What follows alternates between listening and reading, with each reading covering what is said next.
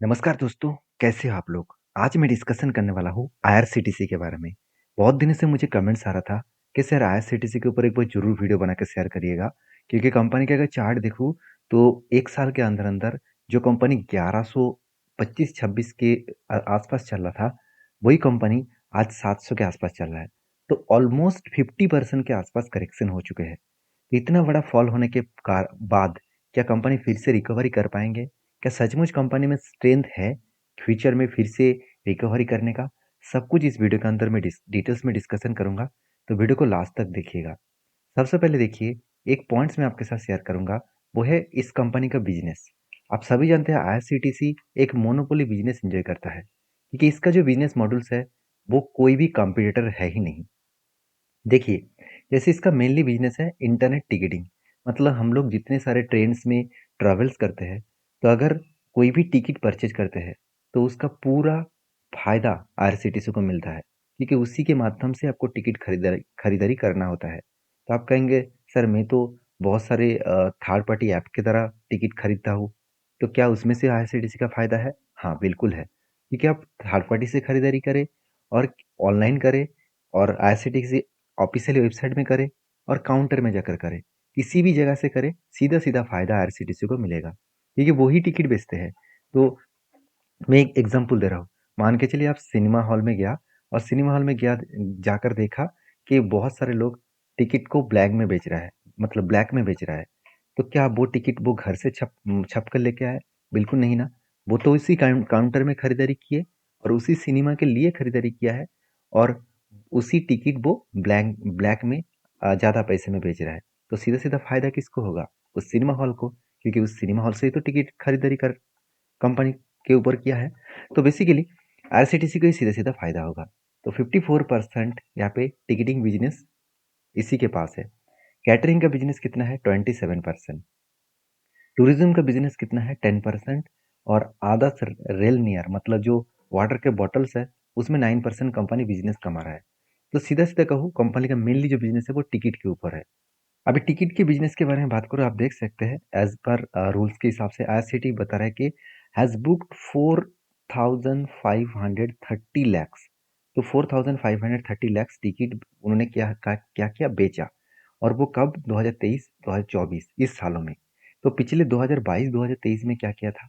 4,03,013 sorry 4,313 lakhs ticket बेचे गए थे। इसका मतलब देखा जाए तो टिकट इस बार ज़्यादा बेचा गया। तो इसका मतलब हर टाइम टिकट ज़्यादा बेचा जा रहा है, क्योंकि ट्रेंड भी बढ़ रहा है और इस साल तो और भी ज़्यादा फ़ायदा होगा, क्योंकि जो कुंभ का मेला शुरू हुआ है, उस मेले के कारण बहुत ज़्यादा लोग ट्रेन में ट्रैवल कर रहे हैं, तो उसका सीधा-सीधा फ़ायदा आईआरसीटीसी को होने वाला है। तो इस तरीके से चीज़ों को अगर नोटिस करेंगे, तो आईआरसीटीसी में कोई भी दिक्कत नहीं है। उसका बिज़नेस तो ठीक-ठाक ही चल रहा है। साथ ही साथ उसका रेवेन्यूज़ प्रोजेक्शंस वाइज़ देखें, तो देखिए साल भर की डेटा देखा जाए तो हर साल इसका रेवेन्यूज़ का ग्रोथ होना यहाँ पे तैयार है। उसके साथ-साथ ऑपरेटिंग प्रॉफिट भी ग्रोथ होना तैयार है। कोई भी एक ऐसा साल आपको नहीं दिखेगा जहाँ पे उसका प्रॉफिट नहीं होगा। एक-एक एक्सपेक्टेशन किया जा रहा है कि 2026, 27, 28 ये जो साल आएगा, तो ये सारे सालों में भी कंपनी का प्रॉफिट अच्छा खासा ग्रोथ करेगा। क्योंकि इसका बिज़नेस का जो ग्रोथ है, वो 21% के सीएजीआर के हिसाब से ग्रोथ हो रहा है। तो सीधा-सीधा कहूँ किसी भी कंपनीज़ का 21% के आसपास ग्रोथ होना, ये कोई आम बात नहीं है, ये कोई मामूली बात नहीं है। और कंपनी का सबसे ज़्यादा फ़ायदा क्या आप जानते हैं? देखिए, 2018 में सबसे ज़्यादा देखा जाए तो 34% काउंटर से टिकट लोग खरीदारी करते थे और इंटरनेट से 65% और आज 2022 का डेटा के वाइज़ इंटरनेट टिकट जो कलेक्ट है, मतलब इंटरनेट में जो लोग टिकट परचेज़ करते हैं, तो वो 80% हो गया और काउंटर में सिर्फ 19% के आसपास। तो सीधा-सीधा यहाँ पे भी एक गुड पॉज़िटिव पॉइंट्स देखने को मिला। ये सारे पॉइंट्स इसीलिए दिखा रहा क्योंकि बिज़नेस के ऊपर किसी भी कंपनीज़ के ऊपर काम करने से पहले उसका बिज़नेस को डिटेल्स में आपको समझना पड़ेगा। हम लोग क्या करते हैं, हम लोग प्राइस देखते हैं कि चलो 1200 में चल रहा था, अभी 600 में चल रहा है, तो 50% करेक्शन हो गया, 50% क्रैश हो गया, तो कंपनी बेकार हो गया, ऐसे बिल्कुल नहीं। आप कितना भी कर ले, मान के चलिए आज गोल्ड का कीमत एक एग्ज़ाम्पल दे रहा हूँ 83,000, तो अगर 1 साल के अंदर-अंदर वही गोल्ड का कीमत अगर 73,000 हो जाते हैं, तो क्या आप कहेंगे कि गोल्ड बेकार हो गया? गोल्ड गोल्ड खराब हो गया? ऐसे बिल्कुल नहीं ना। तो आप कहेंगे गोल्ड तो सस्ता हो गया, क्योंकि 73,000 तो हमेशा रहेगा नहीं। तो इसीलिए आपको वो ही कंपनी को ढूँढना होगा, जो कंपनी में स्ट्रेंथ है, स्टेबिलिटी है, जो फ्यूचर में गोल्ड जैसे ही परफॉर्मेंस दे सकता है। तो कंपनीज़ के ऊपर सबसे बड़ी बात क्या है, कंपनी का वैल्यूएशन। कंपनी का वैल्यूएशन देखिए 46 और इंडस्ट्रीज़ 46, क्योंकि कंपनी का कोई कॉम्पिटिटर है ही नहीं। कंपनी अकेला ही खुद के फील्ड में काम करता है। कंपनी ₹1 भी कर्जा नहीं लेकर लेके चल रहा है। और बड़ी बात है आरओसी, आरओई। देखिए कितना स्ट्रॉन्ग है इस कंपनी का आरओसी एंड आरओई। क्योंकि अगर मैं इस कंपनी का पी रेशियो देखूँ तो एक टाइम पी रेशियो चला गया था 324 के आसपास। तो बहुत ज़्यादा हाई वैल्यूएशन हो गया था। और हाई वैल्यूएशन होने के कारण वहाँ से करेक्शन होना स्टार्ट हो गया। क्योंकि कब हाई हुआ था? 2021 के अक्टूबर मंथ में। अगर प्राइस भी देखो, देखिए उसी टाइम में एकदम पीक लेवल में था। तो उसके बाद देखिए करेक्शन तो होगा, क्योंकि पी रेशियो का भी करेक्शन हो रहा है, तो उसके कारण शेयर में भी करेक्शन होगा। तो कोविड के टाइम में इसका पी रेशियो था 41 और आज का आप कितना है 46। ऑलमोस्ट कोविड के लेवल में है। तो इसका मतलब फिर से इस तरीके से एक पम्प्स देखने को मिल सकता है। देखिए मिलेगा, इसका कोई 100% गारंटी तो नहीं है, मगर जिस तरीके से अर्निंग पर शेयर देखने को मिला, ये जो डेटा है ना, ये जो डेटा है, ये डेटा अर्निंग पर शेयर का मतलब कंपनी के जो अर्निंग पर शेयर है वो बहुत शानदार ग्रोथ हुआ है। कोविड के टाइम में इस कंपनी का अर्निंग पर शेयर से ना के बराबर था। और 2021 में सेकेंड लॉकडाउन में, सेकेंड कोविड के लॉकडाउन में इसका अर्निंग पर शेयर ₹2 हो गया था। और आज इसका अर्निंग पर शेयर ₹51 हो गया। मतलब कंपनी में जो बुराई आप लोग सोच रहे हैं ना, मुझे तो उतना बुराई देखने को नहीं मिला। तीसरी बात, मैं और एक डेटा मैं आपको बताना चाहूँगा। कंपनी देखिए इस बार हाईएस्टली सेल्स जनरेट किया, जो आज तक की सबसे हाईएस्ट सेल है। किसी भी क्वार्टर्स को पकड़ लीजिए, वहाँ से कंपनी का जो सेल्स है वो स्ट्रांगली आपको यहाँ पे ग्रोथ देखने को मिला, स्ट्रांगली। और एक्सपेंस मिटाने के बाद कंपनी का जो नेट प्रॉफिट है वो भी अच्छा खासा बढ़ता हुआ देखने को मिले। 200 से लेकर 256, 300 से लेकर इस बार 341। तो जो कंपनी हर साल खुद के सेल्स बढ़ा रहा है, खुद के प्रॉफिट बढ़ा रहा है, और कंपनी इतना स्ट्रांगली ग्रोथ कर रहा है और जिसका वैल्यूएशन भी सस्ता हुआ है, क्या वो कंपनी बेकार हो सकते हैं? मेरे ओपिनियन से तो नहीं है। आपके ओपिनियन से क्या है, जरूर कमेंट्स करना। देखिए मैं भी गलत जा सकता हूँ। हाँ, मैं इस फील्ड में 8 साल काम कर रहा हूँ। इतना मुझे नॉलेज है कि हाँ, किसी भी कंपनी की अगर फाइनेंशियल फंडामेंटल्स ठीक ठाक चल रहा है तो उस कंपनी को बेकार कहना एक गलत हो सकता है। तो बाकी हर किसी का अलग अलग ओपिनियन हो सकता है, क्योंकि मुझे भी आपसे सीखना है, बहुत कुछ जानना बाकी है। तो आप भी कमेंट करके बता सकते हैं। बाकी देखिए सेल्स का डेटा अगर साल भर में देखें तो इस बार हाईएस्टली सेल्स जनरेट हुआ और कंपनी इस बार हाईएस्टली प्रॉफिट भी जनरेट किया। तो जिसके कारण कंपनी के सेल्स में, प्रॉफिट में कोई भी करेक्शन नहीं दिखा। हाँ, मानता हूँ कुछ प्रॉफिट में लास्ट करंट जो साल है, मतलब करंट जो टिल टू मंथ है, इस साल कंपनी का सेल्स कम हुआ और प्रॉफिट कम हुआ, और यही एक कारण है जिसके कारण शेयर में भी करेक्शन हो रहा है। ये जो एक साल में 24% करेक्शन हुआ ना, सिर्फ यही एक वजह है। तो इसके कारण मैं ये नहीं कह सकता कि कंपनी खराब हो चुकी है और कभी भी अच्छा ही नहीं होगा। अगर खराब ही हुआ है, ये मैं मान ही लेता हूँ, तो इंस्टीट्यूशन सबसे पहले माल बेचकर भाग जाता। क्योंकि जब से मार्केट करेक्शन हो रहा है, तब से लेकर 2 क्वार्टर चला गया। इस 2 क्वार्टर्स में उसको माल बेचना चाहिए था। मगर यहाँ पे कोई भी माल नहीं बेचा, उल्टा उस माल को कंटिन्यू कर रहा है। तो जब इंस्टीट्यूशन इस कंपनी के ऊपर भरोसा दिखाकर बैठे हुए हैं, तो हम लोगों को तो ऑब्वियसली कुछ ना कुछ पॉजिटिव सोचना चाहिए।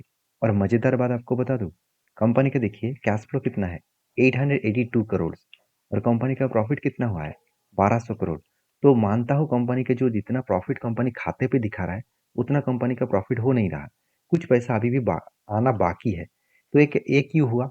क्योंकि देखिए कंपनी क्या कर रहा है, बहुत सारे टिकटिंग बिजनेस है, टिकटिंग में पैसा तो उसको फटाफट मिल ही जाते हैं। मगर बहुत सारे ऐसे भी बिजनेस है जिस बिजनेस में उसको पैसा बाद में मिलता है, जैसे ट्रैवलिंग्स का बिजनेस। और भी बहुत सारे बिजनेस में कंपनी एंटर हो चुके हैं। तो सीधा सीधा कहूँ, कंपनी के पैसा आ रहा है, थोड़ा सा डिले आ रहा है। मतलब मान के चलिए मुझे 1000 रुपया प्रॉफिट होना चाहिए था, उनमें से मुझे 800 रुपया मिले, अभी भी 200 रुपये नहीं मिले। इसका मतलब ये नहीं कि मेरा बिजनेस एकदम खराब हो गया, मेरा बिजनेस एकदम बर्बाद हो गया। अगर मैं मैन्युफैक्चरिंग कंपनी होता तो मुझे दिक्कत होता। तो मैं तो मैन्युफैक्चरिंग कंपनी नहीं हूँ, तो इसलिए मुझे उतना दिक्कत होने का, मतलब इस कंपनी का दिक्कत होने का चांसेस बहुत कम है। बाकी बैलेंस शीट को देखा जाए तो कंपनी के कर्जा तो दिन के दिन घटते चले जा रहे हैं। मुझे लगता है पहले ज़ीरो था, उसी तरीके से ज़ीरो करने का टारगेट है। बाकी इस बार रिज़र्व भी बढ़ता हुआ देखने को मिले और फिक्स्ड एसेट भी बढ़ता हुआ देखने को मिले। ये सारे पॉइंट्स को एक साथ अगर जोड़ूँ, तो कंपनी में अच्छा खासा एक बूस्ट होना चाहिए।